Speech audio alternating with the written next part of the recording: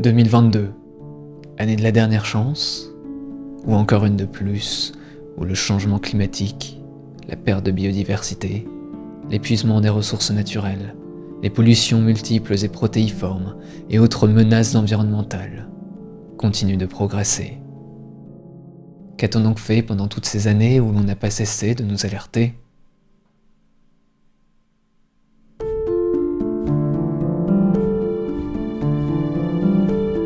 « 1972, fin des 30 Glorieuses et, comme un avertissement, un rapport scientifique vient heurter le concept même de croissance. Croissance économique, croissance démographique, croissance des productions, croissance des pollutions, croissance de l'épuisement des ressources. Ce rapport, c'est le rapport de Meadows, les limites de la croissance. Un présage qui va donner le ton au théâtre des décennies qui suivront. 1974, René Dumont est le premier candidat écologiste à une élection présidentielle en France. Il ouvre une brèche, se forme une petite niche, à contre-courant de l'époque et de ses discussions fantaisistes. Nous les écologistes, on nous accuse d'être des prophètes de malheur et d'annoncer l'apocalypse. Mais l'apocalypse, nous ne l'annonçons pas. Elle est là parmi nous. Et vous savez ce qui va se passer ? Eh bien, nous allons bientôt manquer de l'eau. Et c'est pourquoi je bois devant vous un verre d'eau précieuse, puisque avant la fin du siècle, si nous continuons un tel débordement, elle manquera. À lundi, je vous dis au revoir et j'espère vous revoir pour vous expliquer notre projet global d'avenir. Merci mes amis. 1981. Brice Lalonde, second candidat écologiste à l'élection présidentielle. Alors que les Français se préoccupent de leur pouvoir d'achat, lui invite plutôt à se préoccuper du pouvoir de vivre. 1984.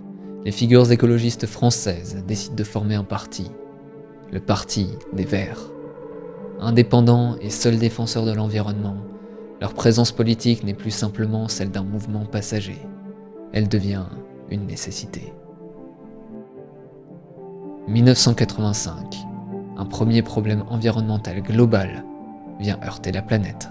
Et les revendications écologistes ont été servies par l'actualité. Un satellite de la NASA vient en effet de mettre en évidence une disparition record d'une partie de la couche d'ozone au-dessus de l'Antarctique. L'ozone, c'est un gaz qui protège la Terre des émissions d'ultraviolets.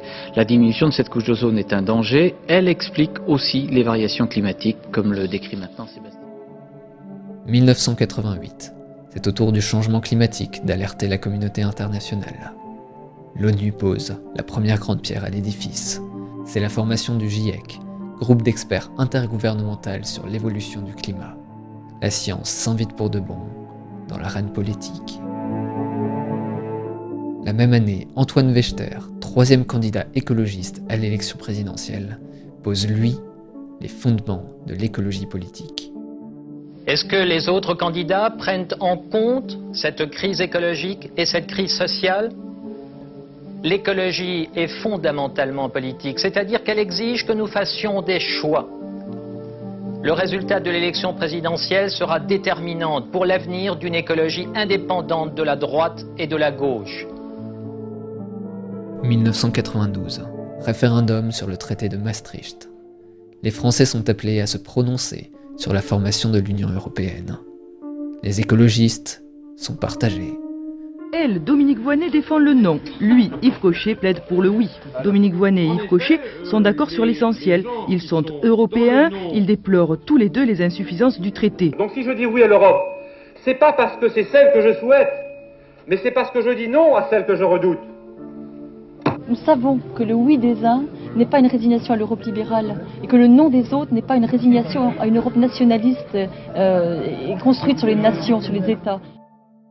1994. À l'occasion des élections législatives, les Verts acceptent de passer la première alliance de leur histoire avec les socialistes. Pour la première fois, l'écologie politique assume prendre appui sur son pied gauche. C'est le début d'un changement de cap. 1997. Dominique Voynet est la première personnalité écologiste à occuper un poste de ministre. Parmi les néophytes, Dominique Voynet, l'ex-porte-parole des Verts, a eu droit à 2 cérémonies de passation de pouvoir puisqu'elle a hérité de l'aménagement du territoire et de l'environnement. 2002. Nouveau millénaire, nouvelle considération politique pour le changement climatique. Direction Johannesburg maintenant pour l'ouverture de la phase finale du sommet de la Terre. En vedette aujourd'hui, Jacques Chirac qui va passer 2 jours en Afrique du Sud. Discours très offensif aux intonations franchement tiers-mondistes. Notre maison brûle. Et nous regardons ailleurs. Nous ne pourrons pas dire que nous ne savions pas. Prenons garde que le XXIe siècle ne devienne pas, pour les générations futures, celui d'un crime de l'humanité contre la vie. 2007. Les idées écologistes font leur premier pas, hors de la Maison des Verts, lors d'une élection présidentielle. Nicolas Hulot devant son trophée.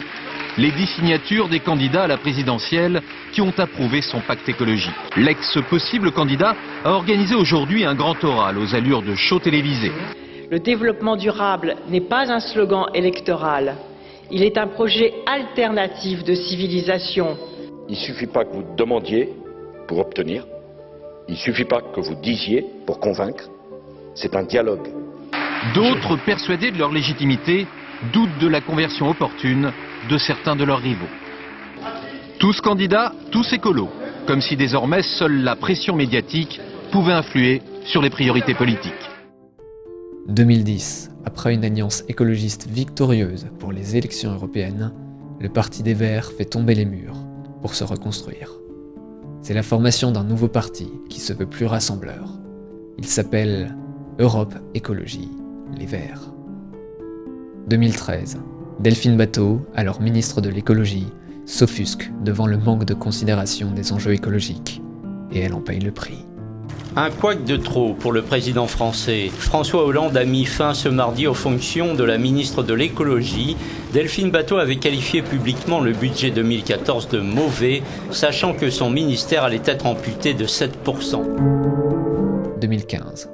La COP21 sur les changements climatiques se déroule à Paris et réunit 195 pays. La capitale restera dans l'histoire comme ayant été le lieu du plus grand accord jamais signé pour le climat. Du moins, jusqu'à ce jour. Le 12 décembre 2015 restera une grande date pour la planète. À Paris, il y a eu bien des révolutions depuis des siècles. Mais aujourd'hui, c'est la plus belle et la plus pacifique des révolutions qui vient d'être accomplie, la révolution pour le changement climatique. Merci. Vive les Nations Unies, vive la planète et vive la France.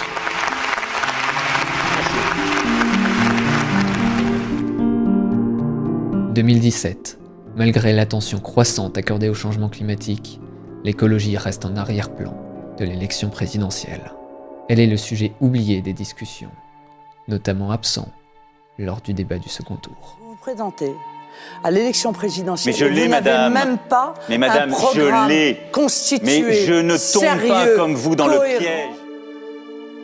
Fin 2017, les États-Unis de Donald Trump se retirent de l'accord de Paris. Emmanuel Macron entend alors faire de la France le berceau de la lutte contre le changement climatique.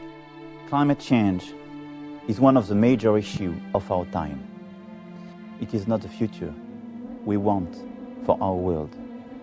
To all scientists, engineers, entrepreneurs, responsible citizens who were disappointed by the decision of the President of the United States, they will find in France a second homeland.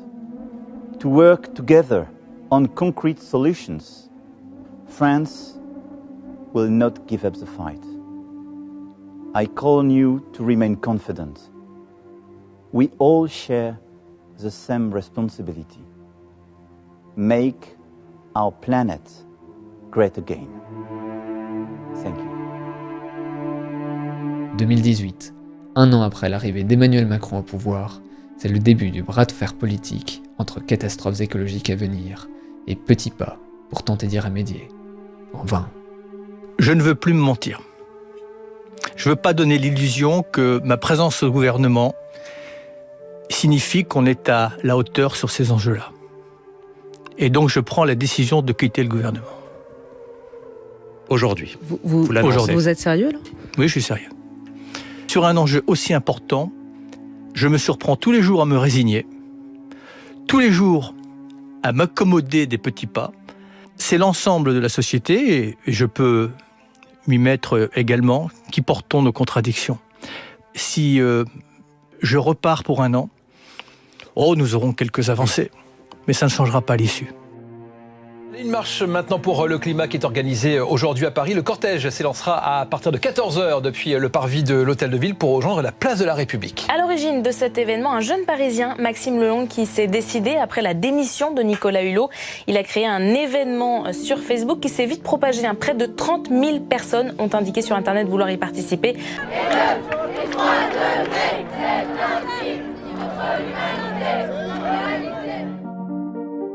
2020. Face à la crise climatique en cours et à l'attente croissante de démocratie de la part des Gilets jaunes, Emmanuel Macron accepte de former une assemblée représentative de citoyens français pour formuler des solutions concrètes au réchauffement planétaire. Tout dans cette aventure démocratique et humaine constitue une première mondiale, autant par son ambition que par son ampleur. Et je vous confirme ce matin que j'irai au bout de ce contrat moral qui nous lie, en transmettant effectivement la totalité de vos propositions, à l'exception de 3 d'entre elles, les 3 jokers dont nous avions parlé en janvier, sur 149 sur lesquels justement je vais revenir. Je veux que toutes vos propositions soient mises en œuvre au plus vite. Je souhaite laisser ouverte la possibilité de conduire dès 2021 un référendum sur la base de l'article 11 de la Constitution sur un ou plusieurs textes de loi reprenant vos propositions. Ce n'est pas des sujets où on peut dire c'est à prendre ou à laisser, c'est faux. Sur toutes vos propositions, on y va avec vous, on construit un texte de loi qu'on est tous prêts à assumer. Et on ne va pas évacuer des questions faciles. Mais c'est normal qu'il y ait un travail qui soit encore en train de se faire. J'ai 150 citoyens, je les respecte, comme des parlementaires. Mais je ne vais pas dire parce que ces 150 citoyens ont écrit un truc, c'est la Bible, ou le Coran, ou que sais-je. 2021, 3 ans après le lancement de l'affaire du siècle, pétition portée par 4 ONG et signée par plus de 2 millions de citoyens français, l'État est condamné en justice pour inaction climatique. Pour la première fois, la justice française vient de condamner l'État à réparer le préjudice causé par le non-respect de ses engagements écologiques. Une victoire pour les ONG, à l'origine de la mobilisation. Le ministre de la Transition écologique de l'époque, François de Rugy, dénonce dans la presse cette opération. Mais après plus de 2 ans d'instruction de la plainte, le juge reconnaît bien que l'État a commis une faute. Le gouvernement a jusqu'au 31 décembre 2022 pour infléchir sa trajectoire d'émissions de gaz à effet de serre. Protection du vivant, sortie du nucléaire, interdiction des pesticides, changement climatique et maintenant même perte de biodiversité. L'écologie politique n'a cessé de se transformer à force d'accumuler les sujets. Mais aujourd'hui encore, elle peine à s'imposer dans les débats. Doit-elle être partisane, propre à un parti? Doit-elle être de gauche ou peut-elle être de droite? Doit-elle être politique ou au-dessus des politiques? Peut-elle être sujette à interprétation ou doit-elle s'en remettre à la science et oublier ses contradictions? Toutes ces questions ont-elles vraiment un sens, qui qu'on soit, quoi qu'on pense? N'est-il pas venu le temps de l'action pour enfin élever la France? En France, 2022 rime avec élection présidentielle. Celle de la dernière chance ou encore une de plus?